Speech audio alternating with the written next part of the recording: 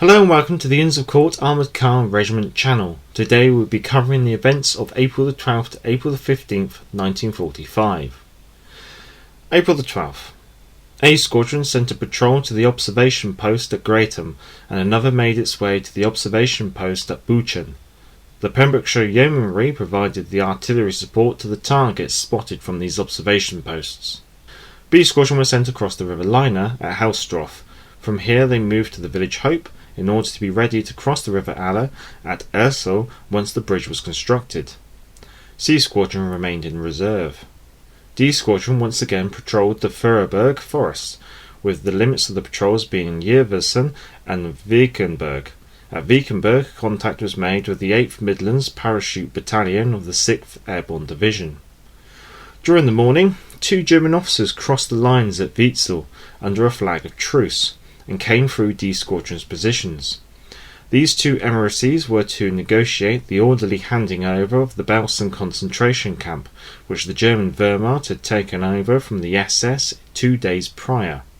They were escorted to the headquarters of the 159th Infantry Brigade for their negotiations. From here the officers were sent to the headquarters of the 11th and 7th Armoured Division. The Wehrmacht did not have the means at their disposal to materially improve the conditions in the camp. Therefore they had deemed it would be highly desirable for the Allied forces to take over the control of the camp as soon as possible for humanitarian reasons and to avoid the camp becoming part of the battlefield. In addition, typhus was rife in the camp, and it was in the interests of both sides to avoid the potential spread of the disease through the area. It was believed that the camp currently occupied 60,000 prisoners. The German officers proposed that the area of the camp be a safe zone which was to be marked on maps and picketed. In return they offered an unopposed bridgehead over the River Aller at Wiesen, leaving a bridge intact. The safe zone proposed by the Germans was deemed too small to be acceptable. A counter-offer by the 11th Armoured Division was deemed too large by the Germans. In the end, the Brigade General Staff of 8th Corps was sent to the German Army Group headquarters to discuss the proposals further that evening, with orders being given to the Allied troops not to close within 4,000 yards or 3.65 kilometres of Wiesen.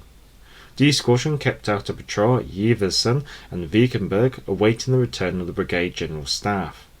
A Squadron's patrols were recalled for the night. It was during this period that German fighter bombers had a habit of attacking troop concentrations as they were harbouring at dusk. One of the Inns of Court squadrons was badly strafed on one occasion, after which the Sabre Squadron leaders always made a point of getting their units under cover before these attacks commenced. In spite of this, a few of the patrols had unpleasant experiences on the roads as they headed to their harbours. Many anti-personnel bombs were dropped, and although some fell close, no casualties were suffered. It is noted in the records that Sergeant C. R. Ogilvie, Lance Corporal C. J. Lineker, and Trooper Bowen were wounded in action on this day, but no further record is given. April the 13th. Shortly after midnight, the Brigade General Staff returned and were met by a patrol from D Squadron whom escorted them back. The terms agreed upon regarding the Belsen concentration camp were as follows. The Wehrmacht were to undertake all it could to improve conditions in the camp, and to continue to administer it until such time that the tide of battle forced them to withdraw.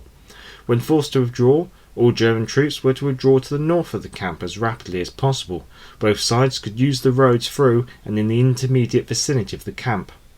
Neither side would shoot into or out of the camp area during the course of the withdrawal. It should be noted that while refusing to withdraw to a set distance beyond the camp, the Germans gave a verbal undertaking that they would not redeploy to the north of the camp in such a way as to force the Allies to deploy artillery or other weapons within the camp area, it being understood that if they did so, the agreement could and would be broken by the Allies. The Germans would define the camp area on the maps with notice boards in German and English, and leave disarmed pickets with white flags and armbands on the main roads towards the camp. The Germans would leave a guard of 600 Hungarians and 100 German troops in the camp itself. The Allies were to treat the German troops honourably and return them to German lines within 1 week. The Hungarians were to be taken as prisoners of war, as they had no interest in returning to the German forces. The Germans agreed to retain by force, if necessary, the SS administrative staff of the camp, as they alone had the records and knowledge of the internal workings of the camp. It was made quite clear by the Wehrmacht that they did not want to make such an agreement regarding the treatment of the SS staff as they had made with their own troops. In fact, the Wehrmacht seemed only too happy to carry out the retainment of the SS staff, an interesting sidelight on the relations between the Wehrmacht and the SS.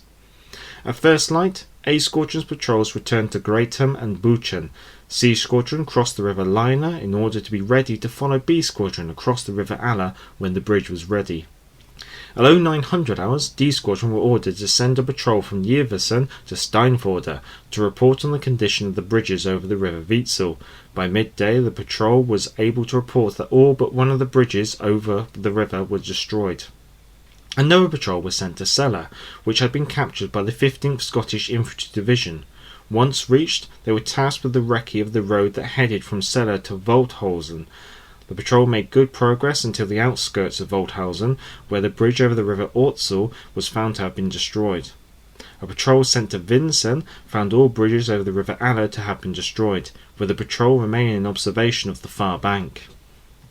Bridging of the Aller at Ersel had been completed thanks to great assistance from 1st Commander Brigade, but the far bank was bitterly contested and progress was slow, such that B and C Squadrons were not called upon.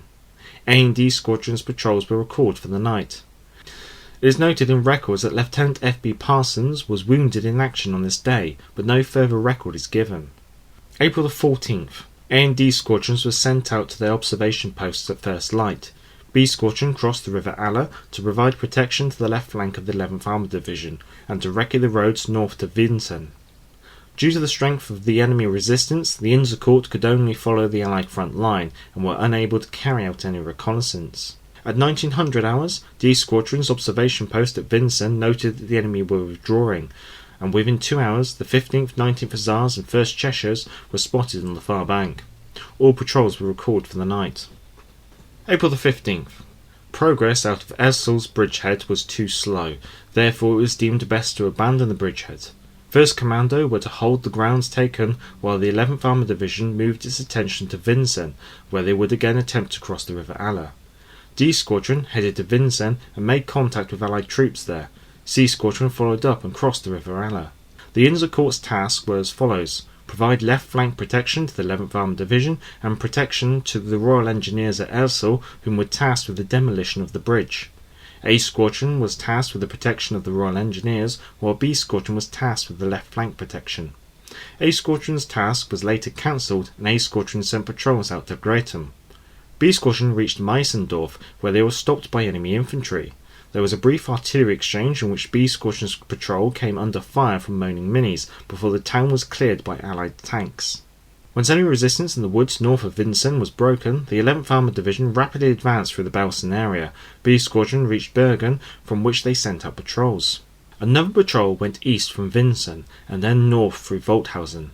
At Achterberg, the patrol was attacked by a self-propelled 88mm gun, and Corporal Cox's Daimler armoured car was hit, with the incoming round skipping off the top of the turret, killing Corporal H. Cox. 2 further rounds skipped underneath the other Daimler armoured car in the troop, and one of the Daimler Dingler scout cars took a direct hit on the driver's visor. Thankfully, the round had passed through a roadblock, which slowed the round considerably and stopped it from penetrating the Dingo scout car. Trooper Harrington and Lance Corporal F. Cox were wounded during this engagement. Captain J. Clark, the medical officer, was ordered to collect the casualties, but was halted short of the troop by Allied tanks and advised not to proceed. However, Captain Clark continued to the troop under rifle and anti-tank fire and tended to the troops wounded, after which he evacuated them safely back to Allied lines. For his actions, Captain J. Clark was awarded the Military Cross and mentioned in dispatches. The enemy gun later withdrew. B Squadron's patrol from Bergen made steady progress.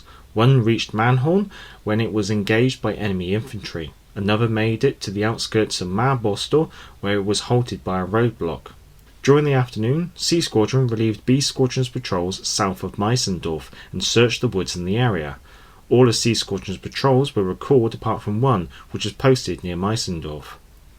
A and D Squadron both crossed the River Aller during the day. A Squadron harboured in Bergen, with B Squadron for the night, while D Squadron harboured in Wiesen. The water cart from C Squadron delivered humanitarian relief to the Belsen concentration camp, which it would do twice daily for the next 7 days. The following is an account from Trooper W. Saunders, whom was driver of the C Squadron's water cart. Belsen. What horrors the name conjures up before our eyes. For a moment, try to imagine 14 water trucks waiting to enter Belsen Camp, and ours was the first. In each truck there were 230 gallons of water, and the people behind the barbed-wired gate were begging and praying for just one drop of it, but we could not give them any until things were sorted out. At last we were allowed to go in, but on each truck we had 6 soldiers with Sten guns to guard us. This was just as well, as otherwise we certainly should not be alive to tell the tale. Thousands of raving mad victims were doing everything possible to get a drop of water, but still we were not allowed to give them any. When order had been established and a queue formed, we started to give them water. At one time it looked as though the queue was going to stampede the truck. It was necessary for the guards to fire their Sten guns over the heads to restore order. After a few days, the people got used to forming up in a regular manner, but we still had the 6 soldiers to protect us. Every day that we went into the camp, we found that there were more and more dead being added to the great piles already there. The victims were just dragged from the huts where they had been living and left lying outside. What little clothing they did have was torn from them, and eventually the nude bodies were placed on the piles with the rest. Many of the bodies were green with being there so long. So ghastly had things become in this terrible place. There was nothing to see the starving men and women take an arm or leg off a corpse and eat it. After we had been there for about a week, we saw that some of the healthier people had managed to get a dance going. While this was going on in one hut, the dead were still being taken from adjoining huts. One day General Dempsey paid us a visit, but it seemed to us that he was so horrified at the sight after walking halfway round the place that he left the camp. Our efforts, however, were appreciated, because when we returned to our sleeping quarters outside the camp one day, we found upon each bed a bottle of whisky, which was just the job. When we returned to the regiment, we had to obtain a completely new kit, and much to our surprise, the quartermaster gladly gave all. Losses over these days were 1 killed in action and 6 injured. References on the screen, and I hope you enjoyed. Until next time, kind regards and cheerio.